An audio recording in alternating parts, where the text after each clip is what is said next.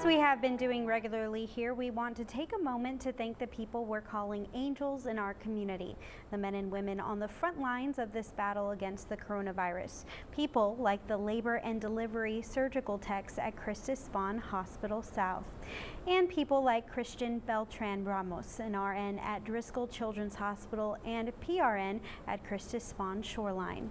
And then there's Lillian Ruiz, LVN at La Paloma Nursing Center in Alice. Again, thank you for all the incredible work you are doing out there on our behalf. And